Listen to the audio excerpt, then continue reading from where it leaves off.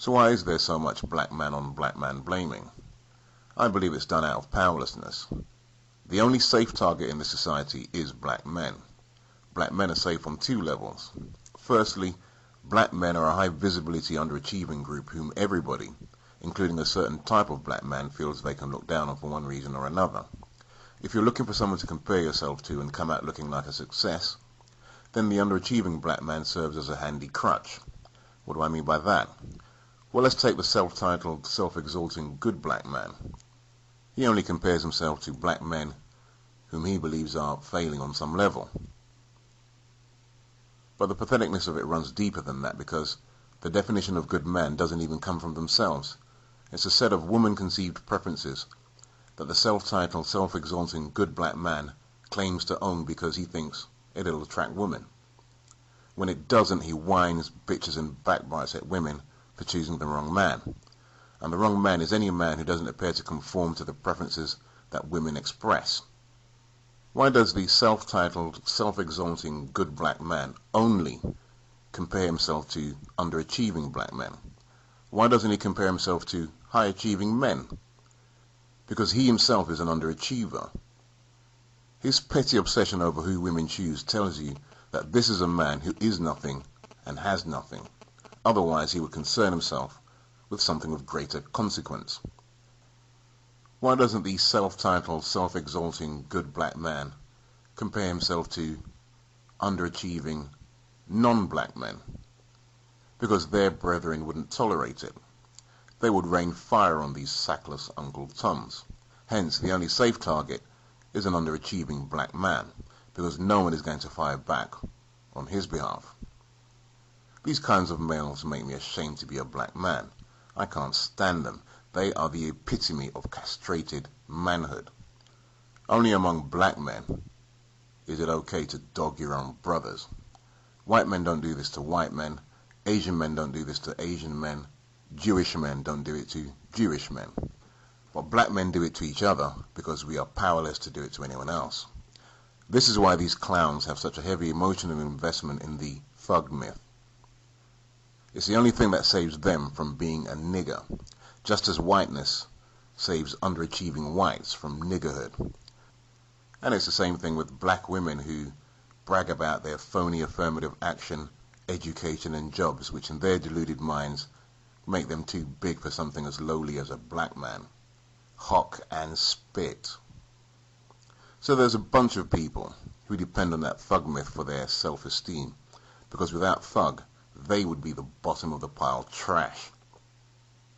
Rather than look up at the top and ask ourselves why we have to look up instead of across, we look downwards and delude ourselves that we are better morally and better off materially than the black man we see beneath us, when in truth all we're seeing is ourselves on a very bad day.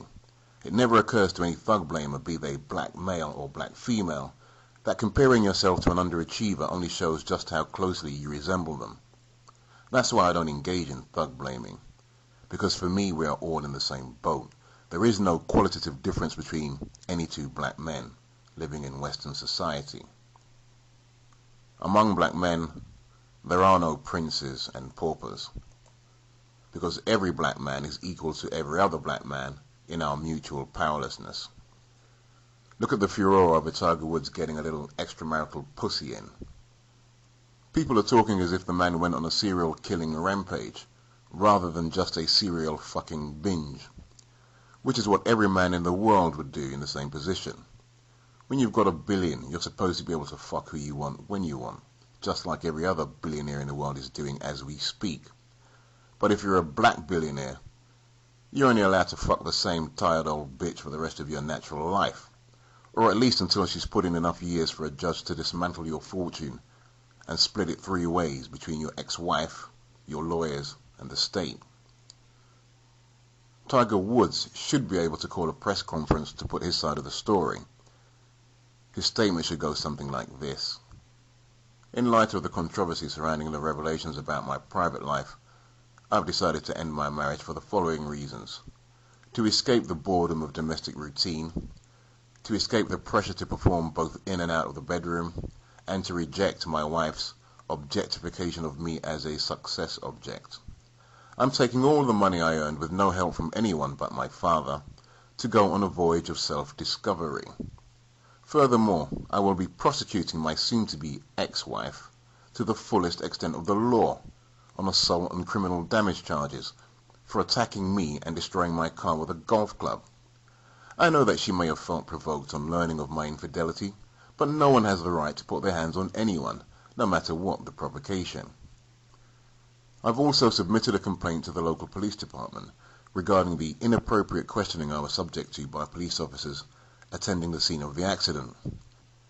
I felt victimized a second time by the racial profiling presumption that a black man is never victim, only perp. That's right. That is what this fool should be able to say. However, he's on his own, unprotected, and unsupported by anyone. Here we have a billionaire black man who can't keep his wife in check, keep the news of his exotic sex life out of the papers, and the police at bay. He is as powerless as any so-called underachieving or failing black man. Now, if he was a black man who understood the times he lived in, he would identify himself first and foremost as a black man who likes being a black man. That would earn him respect among righteous, clear-thinking black men who are the only black men capable of standing guard over a black man's best interests. But like any thug-blaming Uncle Tom, this fool wants to play down his blackness and claim every ethnicity except the African part. When you deny your own, your denials don't just reach the minds of those you deny. Your denials also penetrate the minds of those who are waiting for the first chance to take a nigger out, and it's only a matter of time before that day comes. You can count on that. They know that no one will speak out on your behalf, and they'll have fun lynching your misbegotten Uncle Tom ass, just as they're doing with Tiger Woods. There is no escaping the black male experience by claiming some virtue or quality that you think differentiates you from the rest of black men. We are all subject to the same system of control. Tiger Woods' experience is very instructive, because he is another misguided buffoon who was seduced by the adulation of whites to reject his own people, and thought talent, money, and interracial marriage was a way out of the black experience. He was wrong, and if you think like him, you are wrong too. More later. Later.